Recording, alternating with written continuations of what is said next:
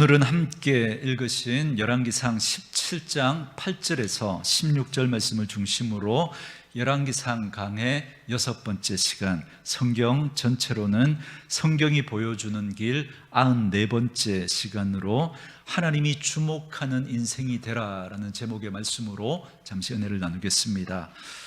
저는 우리 교회가 하나님의 시선이 머무는 교회가 되었으면 좋겠습니다. 우리가 어떤 일을 하게 되거나 어떤 위치에 서게 되면 자꾸 사람들의 시선을 의식하게 됩니다. 그러나 그 사람들이 나를 어떻게 바라보느냐보다 하나님이 나를 어떻게 바라보는가, 이게 훨씬 더 중요합니다. 그래서 저와 여러분들이 하나님이 주목하시는 사람, 하나님이 주목하시는 교회가 되었으면 좋겠습니다. 열왕기상의 이야기들은 왕들의 이야기지 않습니까? 그런데 오늘 본문에 보면 하나님이 어떤 여인의 이야기를 아주 집중해서 조명해 주십니다. 그래서 저는 오늘 이 본문을 읽으면서 하나님의 시선이 이 여인에게 머물고 있구나라는 생각을 하게 되었습니다. 그래서 저는 오늘 이 말씀을 통해서 여러분들과 함께 은혜를 나누면서 우리들도 하나님의 시선이 머무는 그런 인생이 되었으면 좋겠다, 그 마음으로 말씀 받으시고 오늘 말씀을 통해서 주시는 하나님의 마음을, 하나님의 음성을 들을 수 있기를 주의 이름으로 축원합니다. 오늘 본문의 내용은 이런 내용이죠. 오늘 본문 앞부분에 보면 17장 1절부터 7절에 보면 하나님께서 엘리야 보고 어디에 가 있으라 그럽니다. 그래서 그리 시냇가에 가 있는데 하나님이 뭘 통해서 엘리야를 먹이시냐면 까마귀를 통해서 엘리야를 먹이시는 이야기가 나옵니다. 이때가 기근 중이거든요. 그런데 하나님께서 그 기근 중에도 까마귀를 통해서 엘리야를 먹이시는 이야기가 나옵니다. 이 이야기가 참 감동적이죠. 왜냐하면 우리 하나님은 내가 아무리 궁핍해도 까마귀를 통해서도 먹이시는 하나님이야 라고 하는 이 사실을 깨닫기 때문에 우리가 참 은혜가 됩니다. 혹시 갈급하고 궁핍한 가운데 있는 분들이 계시다면 오늘 이 본문 붙드시기 바랍니다. 하나님은 엘리야를 까마귀를 통해서 먹이셨던 것처럼, 그러니 그 전능하신 하나님께서 오늘 우리에게 어떤 방법을 통해서든 나를 먹이시고 나의 삶을 채우시는 분이 우리 하나님이라는 사실을 꼭 기억하고 그 하나님 붙들 수 있기를 주의 이름으로 축원합니다. 그런데 오늘 8절부터 16절 말씀이 약간 좀 의아한 말씀입니다. 왜 그러느냐면 그렇게 까마귀를 통해서 먹이신 하나님께서 엘리야를 어디로 가게 하시느냐면 시돈 지역에 있는 사르밧이라고 하는 곳으로 가라 그럽니다. 그리고는 누구를 찾아가라 그러느냐면 그 사르밧 지역에 있는 한 과부를 찾아가래요. 여러분, 이 과부는 부자일까요? 부자가 아닐까요? 여러분, 그 당시 과부는 가난한 사람의 대명사죠. 남편이 없기 때문에, 그 가정을 이끌 남편이 없기 때문에 가난에 내몰릴 수밖에 없었던 아주 가난하고 힘겨운 인생을 살았던 사람이란 말이죠. 그런데 하나님이 그 사르밧 과부에게 엘리야를 보내가지고 뭐라고 말씀하시느냐면 그 여인에게 너를 공개하게 하라. 자기도 지금 먹고 살 게 없는데 그 엘리야를 이렇게 먹이라고 말씀하시는 겁니다. 그래서 엘리야가 이 사르밧 과부에게 뭐라고 그러느냐면 나를 위해서 떡을 가져와라, 그렇게 이야기를 합니다. 근데 이 여인이 가슴 아픈 이야기를 합니다. 여러분, 11절 12절 말씀 우리 같이 한번 읽어볼까요? 11절 12절입니다 그가 가지러 갈 때에 엘리야가 그를 불러 이르되 청하건대 네 손에 떡 한 조각을 내게로 가져오라. 그가 이르되 당신의 하나님 여호와께서 살아계심을 두고 맹세하노니 나는 떡이 없고 다만 통에 가루 한 움큼과 병에 기름 조금뿐이라. 내가 나뭇가지 둘을 주워다가 나와 내 아들을 위하여 음식을 만들어 먹고 그 후에는 죽으리라. 아멘. 엘리야의 질문에 이 여인이 뭐라고 대답을 하느냐면 자기가 하나님께 맹세할 수 있다는 거예요. 맹세할 수 있다는 겁니다. 선지자님에게 대답하고 싶지 않아서가 아니라 자기가 하나님 사실은 떡이 없다는 거예요. 자기에게는 다만 통에 그저 한 움큼의 그 가루 밀가루가 있고 그리고 기름이 조금 있다는 겁니다. 그래서 지금 무슨 생각을 하고 있냐면 나뭇가지 둘을 주워다가 마지막으로 이 남은 이 가루를 가지고 떡을 만들어 아이와 함께 먹고 죽으려고 생각하고 있다라고 하는 안타까운 사연을 이야기하는 겁니다. 여러분, 옛날에 가끔 이런 뉴스 우리 나이 드신 분들 들어보신 적 있죠? 도둑이 도둑질하러 이제 그 집에 들어갔는데 도둑하려고 보니까 사는 형편이 너무너무 심각한 거예요. 그래서 도둑질하러 갔다가 도리어 그저 죽어 나왔다, 이런 이야기 가끔 들을 때가 있었습니다. 여러분, 선지자가 어떻게 이런 사람 집에 가서 자꾸 뭘 달라고 대접하라고 그럴 수 있냔 말이죠. 선지자라면 이렇게 딱한 이 여인의 그 형편 사정을 들으면 도와주고 나와야 될 것 같은 거예요. 그만큼 너무 힘든 여인이란 말이죠. 그런데 엘리야가 끝까지 뜻을 굽히지 않습니다. 여러분, 이게 성경에 기록되어 있으니까 우리가 그냥 그런갑다 넘어가지만 만약에 제가 여러분의 집에 가서 그랬다고 한번 생각해 보세요.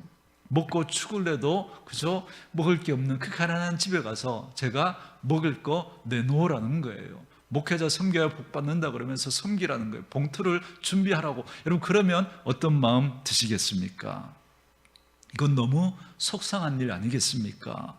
그런데 엘리야는 양보하지 않고 하나님이 말씀하신 대로 두려워하지 말고 내가 하는 말대로 나를 위하여 떡을 만들라 그러면서 끝끝내 그 여인에게 떡을 얻어 먹습니다. 그리고 그 뒤에 어떤 이야기가 나오냐면 그 여인은 그 말에 순종했고 그리고 하나님이 그 집에 기름과 밀가루가 떨어지지 않도록 해주셨다라고 하는 이야기가 오늘 본문의 내용입니다.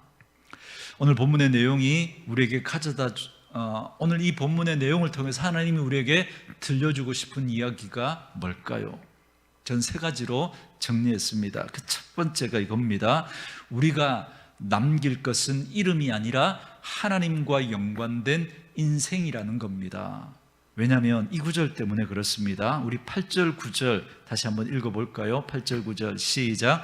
여호와의 말씀이 엘리야에게 임하여 이르시되 너는 일어나 시돈에 속한 사르밧으로 가서 거기 머물라. 내가 그곳 과부에게 명령하여 네게 음식을 주게 하였느니라. 아멘. 너무 가난해서 이제 아들과 한 끼 겨우 남은 걸로 해먹고 죽으려고 하는데 그만큼 궁핍한 과부인데 이 과부가 그걸로 선지자를 대접하고 하나님께 복을 받은 이야기가 기록되어 있단 말이죠. 그런데 여기서 제가 첫 번째로 주목했던 게 뭐냐면 하나님이 그녀의 이름을 알려주지 않고 있다라고 하는 겁니다. 그러니까 하나님은 이렇게 말씀하시는 거예요. 이 여인의 이름이 뭔지 누가 했는지를 찾으려고 하는 것보다 더 중요한 게 있다는 겁니다. 그러니까 이름이 드러나지 않더라도 누구는 주목하고 있다는 거예요? 하나님은 그 여인을 주목하고 있다는 겁니다. 그런데 많은 경우 믿음의 사람들이 거꾸로 살려고 그래요. 이름은 드러내고는 하나님이 주목하지 않는 인생을 사는 겁니다. 자기 이름은 드러냈는데 하나님이 그 사람을 주목하지 않는 거예요. 그 일을 누가 했냐? 찾아서 이름을 남기려고 합니다. 심지어 어떤 분은 스스로 자기 동상까지 만들어요. 오케이, 그럴 수 있다고 쳐요. 그래서 사람들에게 칭찬받고 박수 받을 수 있습니다. 그런데 하나님께서는 그 사람 주목하시지 않는다는 겁니다. 하나님이 그런 인생은 주목하시지 않는다는 거예요. 여러분, 우리 주변에 이런 경우들이 얼마나 많은지 모릅니다. 하나님 이렇게 말씀하시는 거죠. 너희의 이름을 남기려고 하는 게 목적이 되어서는 안 된다는 겁니다. 하나님은 오늘 사르밧 과부의 이야기를 하시면서 사르밧 과부가 하나님 앞에서 어떤 태도를 보였는가, 이걸 우리에게 남겨주시려고 하시는 거예요. 그러니 이제 우리도 그 중심을 가지고 와야죠. 그러니 우리들도 하나님의 교회를 섬기고 하나님이 허락하신 인생을 살아가면서 내 이름을 남기려고 하는 것이 아니라 내 삶이 하나님과 연관된 삶이었다라고 하는 걸 남기려고 하는 그 태도와 자세가 우리에게 필요하다라는 겁니다. 우리는 참 희한하죠. 하나님 앞에서 믿음 생활하고 하나님을 섬긴다고 하면서도 누군가가 나를 알아주지 않거나 다른 사람들이 나를 인정해 주지 않으면 하던 일도 하지 않으려고 합니다. 거꾸로 사람들이 인정해 주거나 사람들이 박수 쳐 주잖아요. 그러면 안 하던 일도 하려고 합니다. 여러분, 이런 일들이 얼마나 많습니까? 그런데 하나님은 사르밧 과부라고 하는 이 여인의 이름이 누군지 알려주시지 않으면서 이 여인의 에피소드는 저와 여러분들에게 치워지지 않는 흔적으로 이렇게 성경에 기록해서 오고 오는 그런 세대 속에 우리에게 이 여인의 이야기를 알려주고 싶어 하십니다. 저는 우리 사랑하는 온누리교회 식구들도 그렇게 나의 이름이 아니라 선한 믿음, 우리가 정말 하나님 앞에서 선한 삶을 살았던 그 삶이 흔적으로 남을 수 있는 그런 분들 되어줄 수 있기를 주의 이름으로 축원합니다. 그러니까 우리가 살아가는 인생으로 이야기해야 한다라는 거죠. 여러분, 인생은 누구나 다 지나가게 되어 있습니다. 그런데 사람들은 그 한 번 왔다가 지나가는 그 인생에 뭔가를 자꾸 남기려고 그래요. 그래서 호랑이는 죽어서 뭘 남긴다 그래요? 가죽을 남기고 사람은요, 이름을 남긴다 그러죠. 그래서 뭐 어문 데 가서 관광지 가서 거기다가 뭐 자기 이름 새겨놓고 그러지 않습니까? 여러분, 그렇게 자꾸 자기 이름을 남기려고 그래요. 여러분, 우리가 이 땅의 삶을 마치고 가잖아요. 그러면 우리의 이름이든 우리의 공적이든 다 여러분 누가 하고 싶은 대로 하는 걸까요? 뒤에 남아있는 사람들이 자기 하고 싶은 대로 하는 거예요. 자기 하고 싶은 대로 그 이름을 끌어다가 쓰기도 하고 그저 그 사람의 동상을 만들기도 하고 허물기도 하는 겁니다. 자기 필요하니까 자기 이해관계 속에서 그 사람을 그저 끄집어 와서 그 사람을 높이기도 하고 동상을 만들기도 하고 또 필요 없으면 허물어뜨리고 무너뜨리기도 하는 겁니다. 남아있는 사람들이 자기 이해와 자기 이익과 자기 목적을 위해서 그 사람을 사용하는 거예요.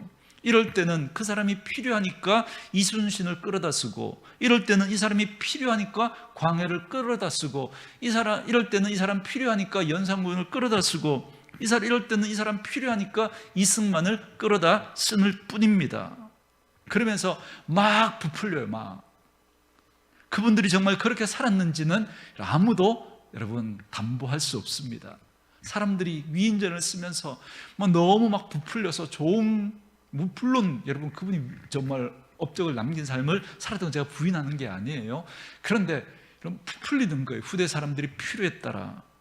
제가 이렇게 말씀드리냐면, 가끔 주위에 보면 어떤 교회가 설립 50주년을 맞거나 100주년을 맞아서 기념 행사를 하는 거 여러분 보신 적 있으시죠? 그러면 그동안 역사를 사진으로 이렇게 막 전시해 놓고 책자도 만들어서 막 감동적인 스토리를 막 들려주고 그렇게 합니다. 그런데 사실 그 지나온 시간들을 돌이켜보면 여러분 어떤 일들이 있었을까요?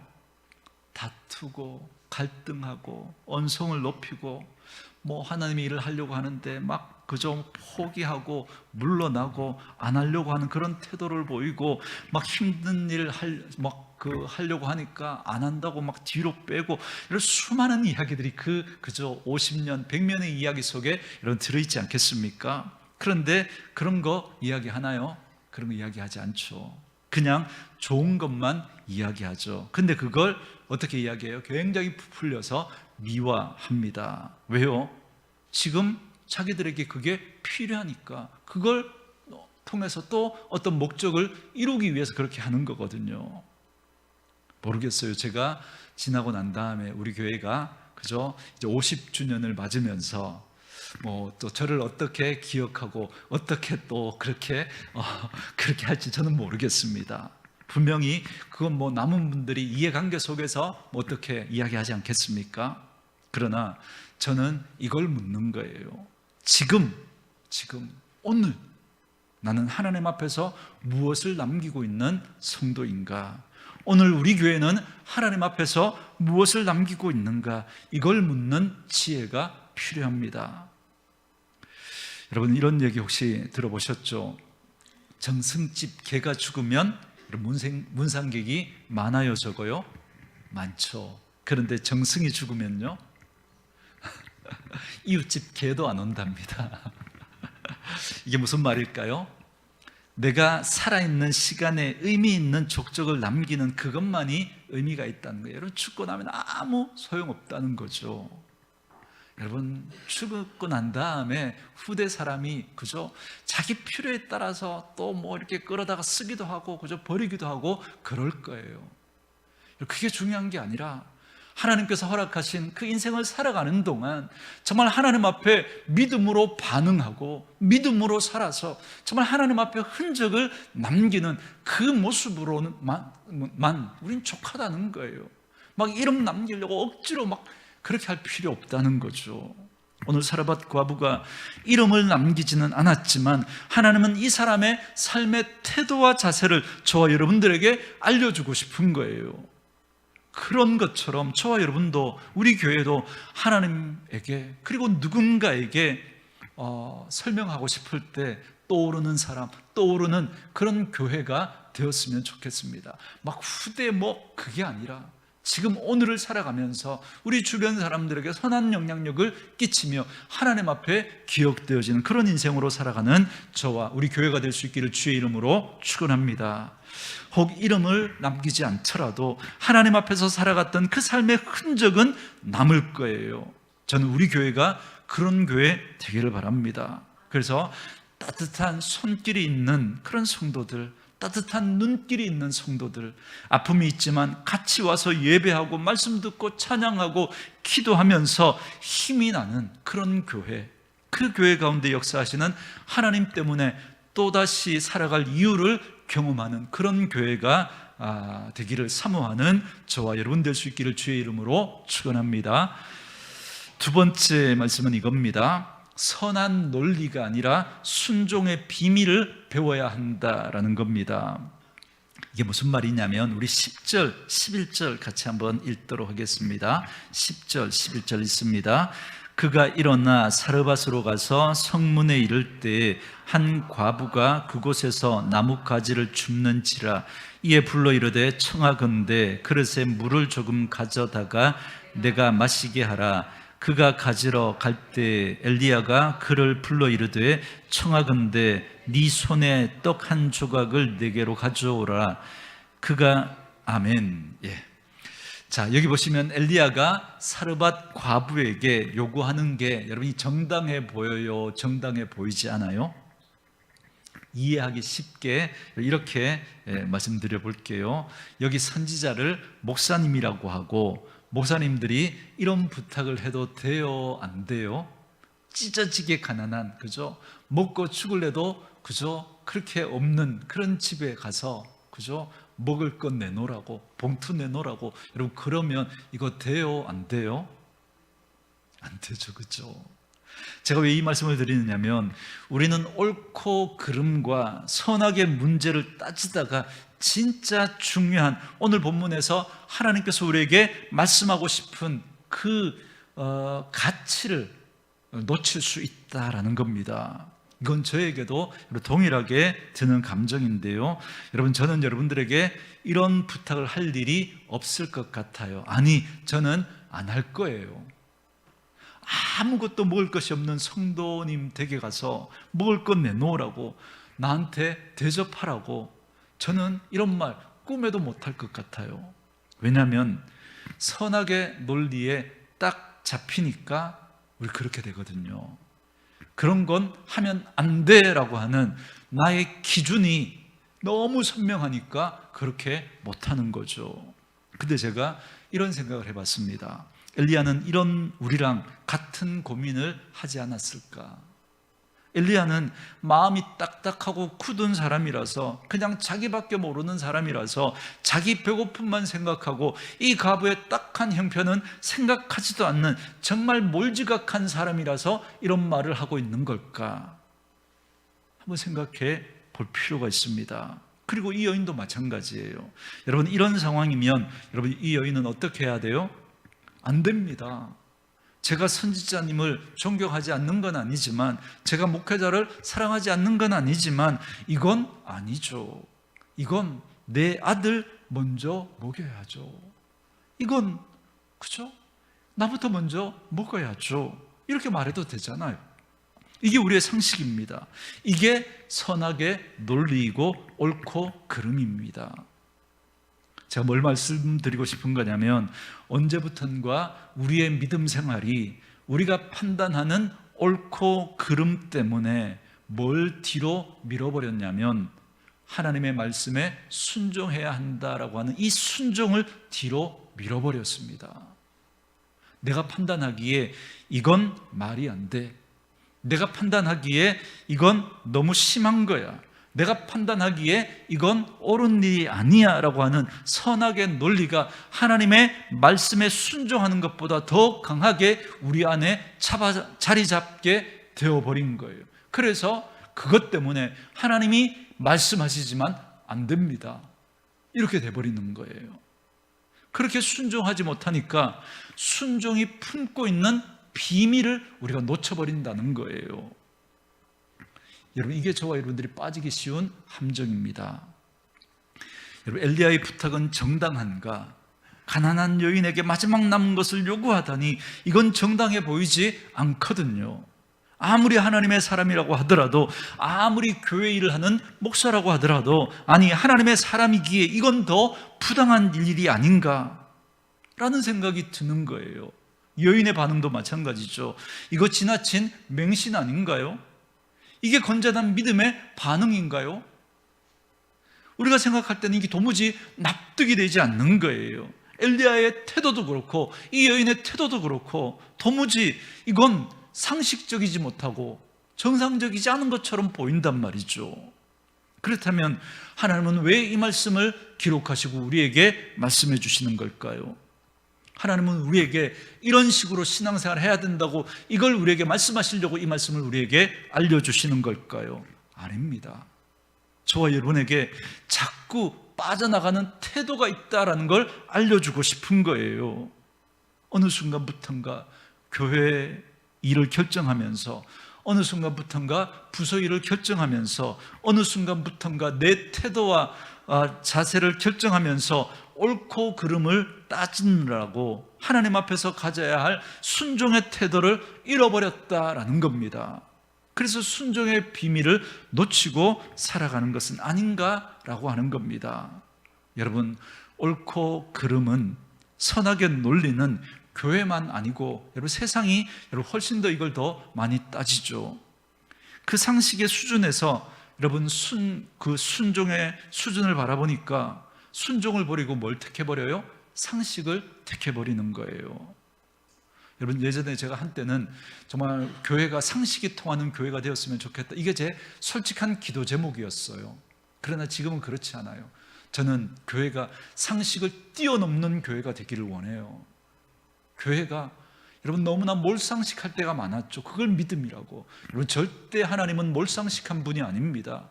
하나님은 눈살 찌푸리게 하는 분이 아닙니다. 이 세상을 이렇게 아름답게 창조하신 하나님이 어떻게 여러분 눈살 찌푸리게 하는 그런 일들을 할 수 있습니까? 늘 말씀드리죠. 여러분, 우리가 하나님이 지으신 자연, 경관, 산에 올라가서 바다를 바라보면서 야, 너무 좋다, 우리 인상이 확 펴지지 않습니까? 그런데 하나님이 사람 지으시고 마지막에 뭐라 그러셨죠? 보시기에 심히 좋았더라. 그래서 우리가 믿음을 회복하면 다른 사람들이 우리 그리스도인들을 바라보면 여러분 어떻게 해야 돼요? 야, 저 사람 너무 좋다, 인상 찌푸리게 하는 게 아니라 저 사람 너무 좋다, 같이 하고 싶다, 이렇게 돼야 되는 거죠. 그런데 어느 순간 믿음이라는 이름으로 몰상식한 짓을 막 하는 거예요. 그건 아닌 거예요. 아니죠. 상식을 뛰어넘어야죠. 상식을 뛰어넘는 그런 게 믿음인 거죠. 그 상식의 기준이 어느 순간 내가 돼버린 거예요. 내가 옳다고 생각하면 이건 하나님의 말씀도 아니라는 거예요. 내가 하나님 돼버린 거예요. 내가 옳다고 하는 내 기준이 너무 선명해버리니까 하나님의 말씀도 아니라는 거예요. 이 시간에 말씀 두 구절 한번 찾아볼게요. 본문을 표시해 두시고 앞으로 오셔서 신명기 8장으로 한번 와보세요. 신명기 8장 2절과 16절 말씀을 한번 보도록 하겠습니다.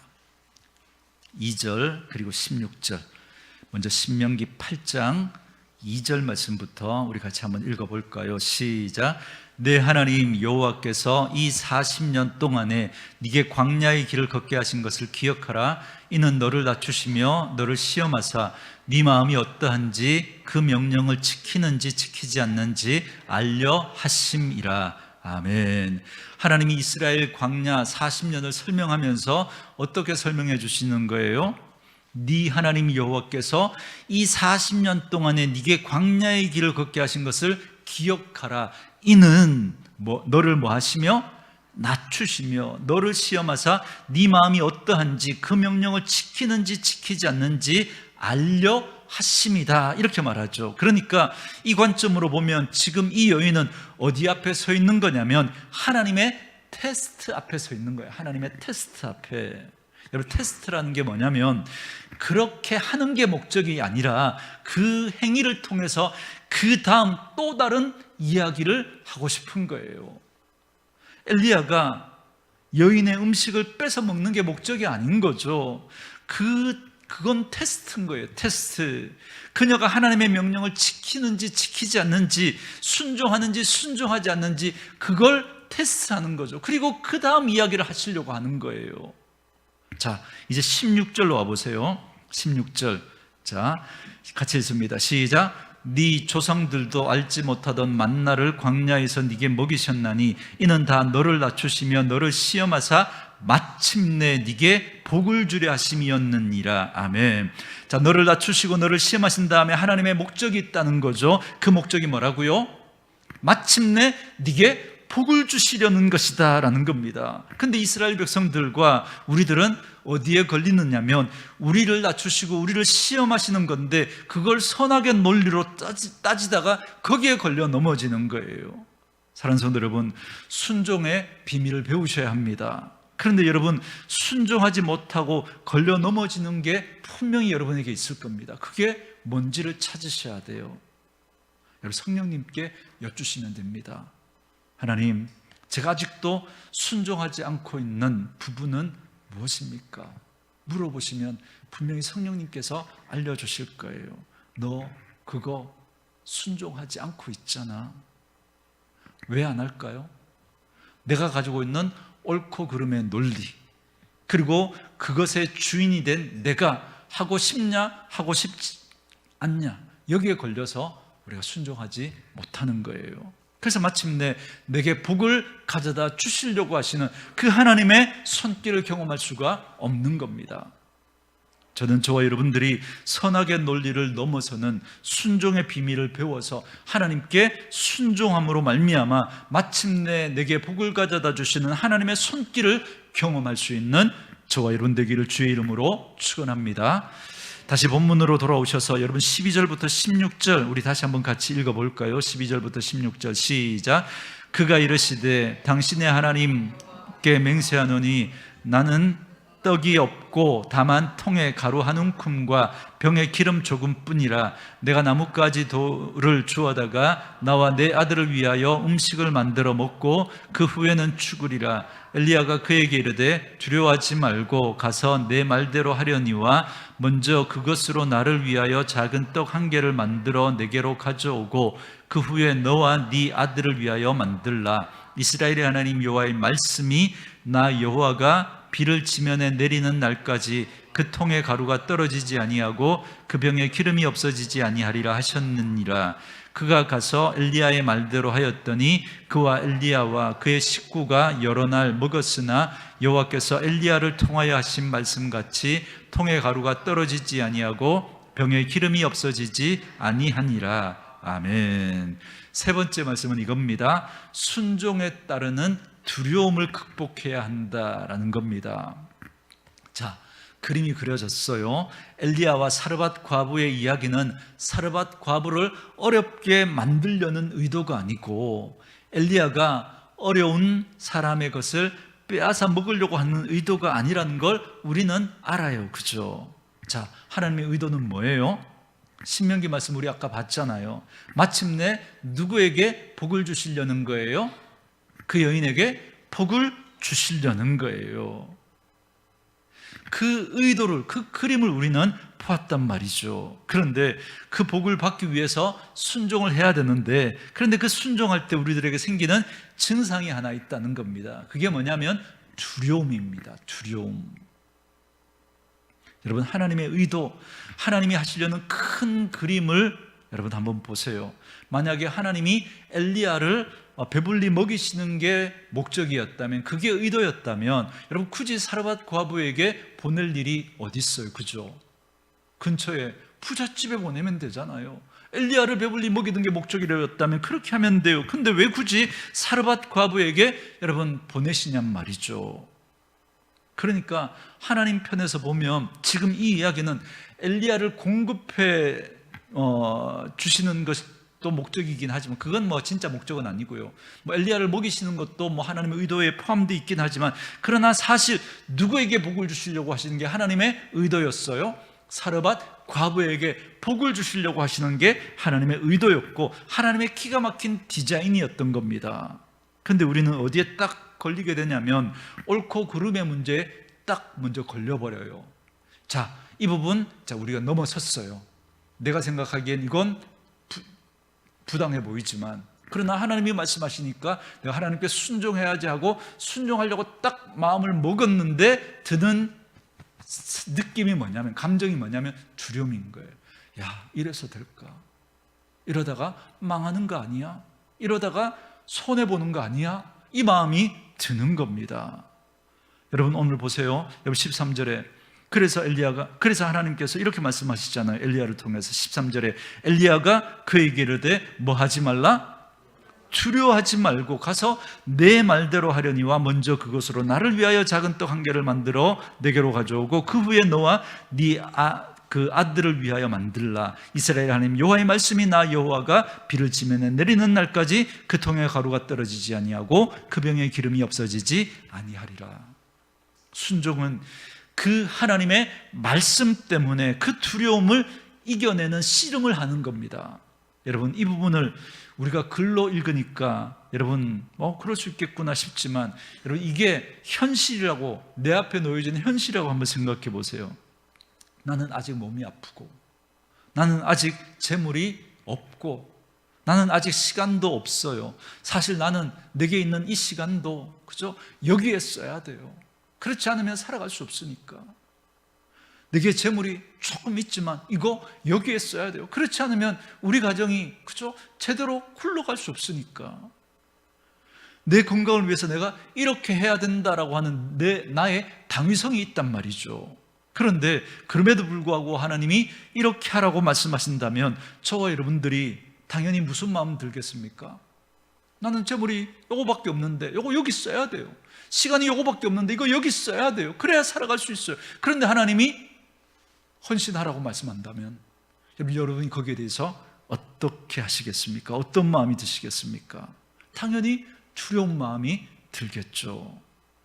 이 말대로 될까? 이러다가 망하는 거 아닌가? 그 두려움이 든단 말이죠. 그래서 오늘 이 본문을 하나님 우리에게 주시는 거예요. 여러분, 두려움은 바른 태도를 빼앗아 버립니다. 마음의 두려움은 저와 여러분이 가지고 있어야 할 바른 태도와 자세를 없애버립니다. 이 여인의 마음을 한번 잘 살펴보세요. 아마 이 여인의 마음은 힘들었을 거예요. 이러다가 죽는 게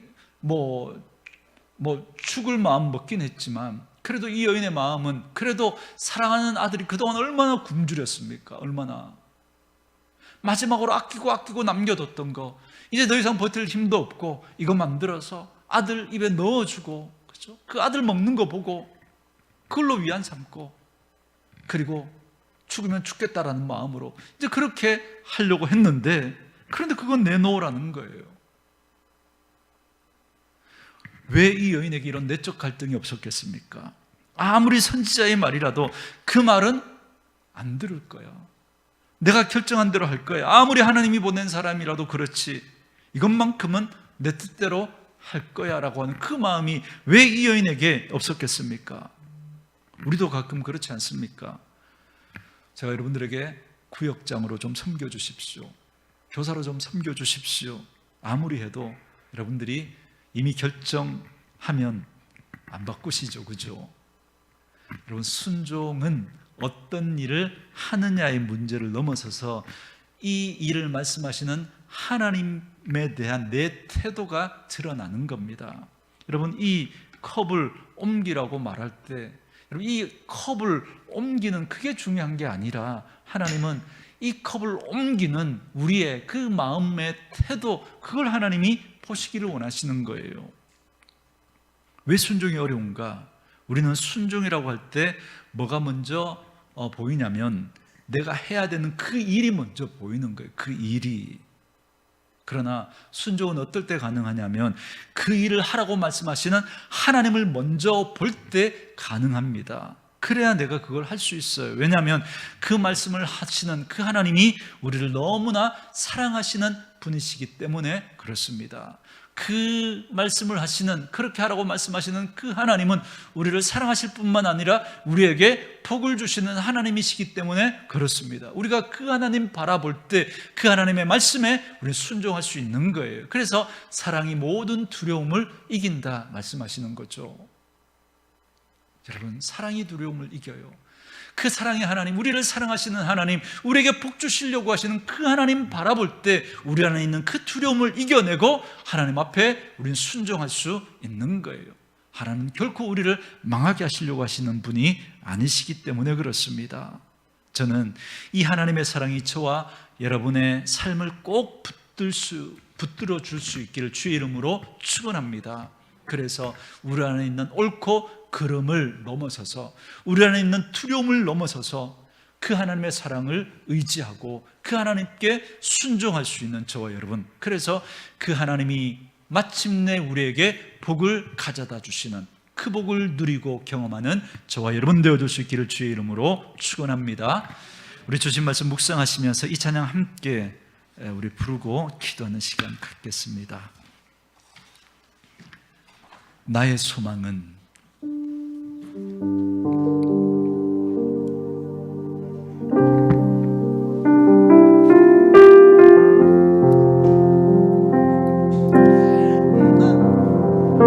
나의 소망은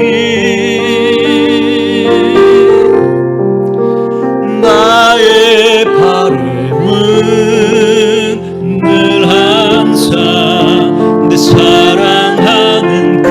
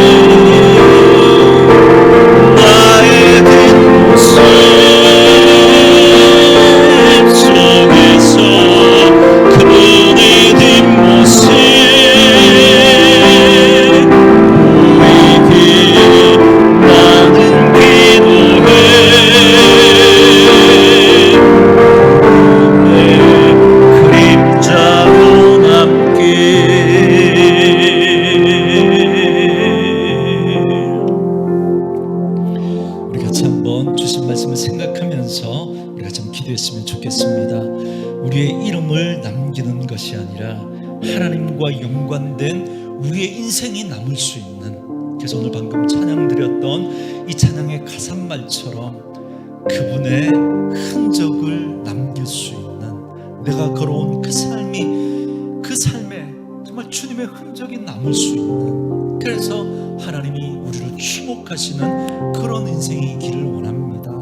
하나님, 그러나 우리가 그 하나님의 말씀에 순종하려고 할 때마다 드는 우리의 옳고 그름에 대한 문제, 내가 하나님 되어서 내 생각과 내 기준을 가지고 하나님 말씀마저도 밀어내버리고 있는 우리의 모습은 아닌지 하나님 돌아보고, 그게 상식에 맞지 않고 그게 내가 가진 이성에 맞지 않는다고 할지라도 하나님이 그렇게 말씀하신다면 그 말씀에 순종할 수 있는 저희들 되어줄 수 있도록 은혜를 더하여 주십시오. 그리고 그것이 우리에게 두려움을 가져다 줄 때도 이렇게 하다가 망하는 것 아닌가, 이렇게 하다가 뒤처지는 것 아닌가라는 그 마음이 들 때에도 하나님은 우리를 사랑하시고 끝내 우리에게 복 주시는 분이라는 사실을 기억하고 그분 바라보며 그 모든 두려움을 이겨내고 순종할 수 있는, 그래서 우리의 삶이 하나님 앞에 기억되어질 뿐만 아니라 마침내 우리에게 복 주시는 그 하나님의 은혜와 복을 누리며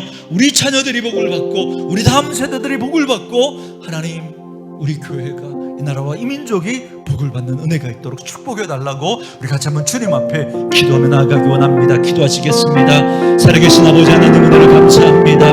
오늘도 우리에게 말씀하시는 하나님의 음성을 듣게 하시니 감사합니다. 하나님, 우리의 인생이 하나님 앞에 기억되어지는 인생으로, 하나님이 주목하시는 인생으로 남을 수 있도록 은혜를 더하여 주십시오.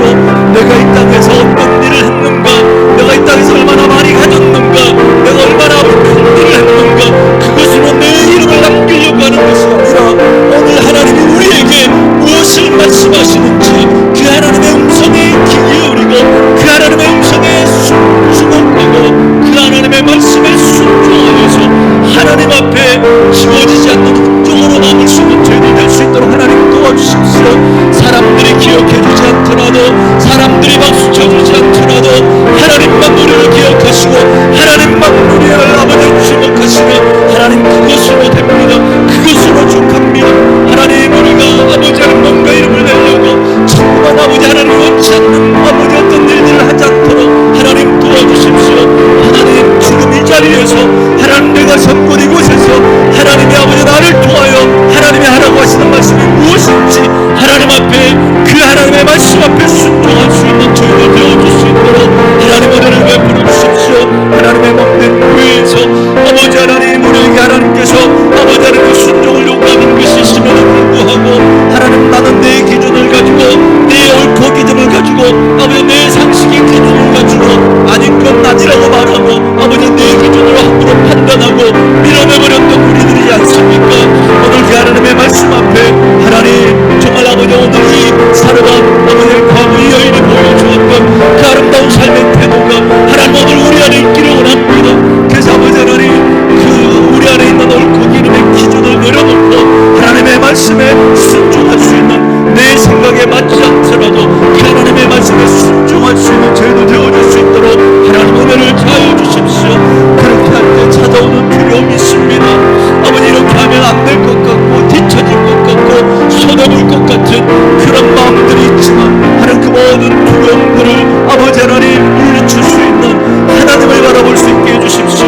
그 하나님 우리를 사랑하시고 그 하나님 우리에게 마침내 복을 가져다 주시는 분이시라는 사실을 기억하고 그 하나님의 말씀 앞에 순종할 수 있는 그런 우리 오늘의 모든 성도들 다 되어서 하나님 그 은혜와 그 복을 누리는 모든 성도들 될 수 있도록 축복해 주옵소서.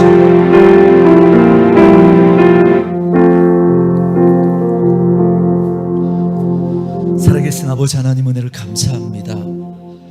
오늘도 말씀을 통해서 하나님의 음성을 듣습니다. 사람들이 주목하기보다 하나님이 주목하시고 하나님이 기억하시는 인생이 있기를 원합니다. 내 이름을 남기기 위해서 하나님이 원치 않으시는데도 불구하고 자꾸만 우리가 우리 의를 가지고 우리 이름을 내려고 몸부림치며 살아왔던 우리의 인생은 아니었는지 돌아보기를 원합니다. 사르밧 과부 이 여인처럼 그 이름은 우리가 알 수 없지만 그 삶은 지금도 남아서 우리에게 감동으로 그렇게 전해집니다. 하나님, 우리의 삶에 그 흔적이 남아 하나님 앞에 기억되어지는 인생 되기를 원합니다. 우리 온누리 교회가 하나님 앞에 그런 교회 되기를 소원합니다. 그러기 위해서 하나님이 우리에게 테스트하시는 그 순종의 그 테스트 앞에 하나님 순종하는 저희들 될 수 있도록 은혜를 다하여 주옵소서. 내 논리를 가지고 내 옳고 그름을 가지고 내 기준을 가지고 하나님이 말씀하심에도 불구하고 거절해버리고 밀어내버렸던 우리들은 아닙니까? 하나님, 내 생각을 내려놓고 하나님이 우리에게 말씀하신다면 그 하나님의 말씀 앞에 믿음으로 순종의 발걸음을 내디딜 수 있는 우리 온누리교회 모든 성도들 될 수 있도록 은혜를 다하여 주옵소서.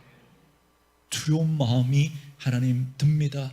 그렇게 하다가 손해보고 그렇게 하다가 뒤처지고 그렇게 하다가 망하는 것 같은 그런 두려운 마음들이 듭니다. 그러나 그럴 때마다 우리 주님 바라볼 수 있기를 원합니다. 우리를 사랑하시고 끝내 우리에게 복을 가져다 주시기를 원하시는 그 사랑의 하나님 바라보면서 모든 두려움을 이겨내고 순종함으로 말미암아 끝내 하나님이 우리 인생 가운데 가져다 주시는 그 하나님의 놀라운 은혜와 복을 체험받는 그런 우리 온누리교회 모든 성도들 되어줄 수 있도록 축복해 주옵소서.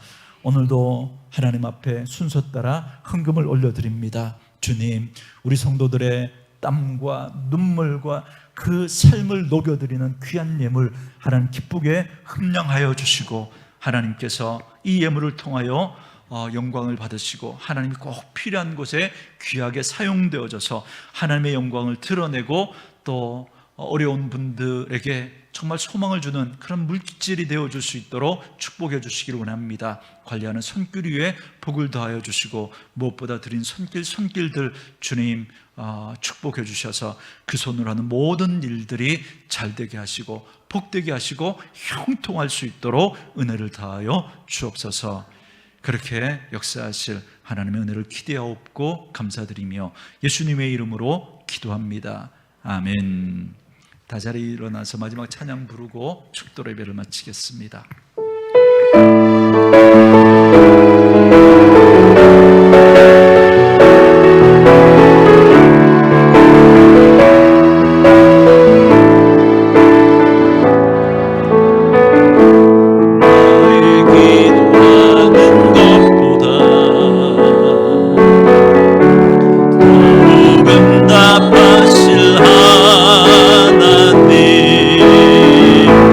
나의 생각하는 것보다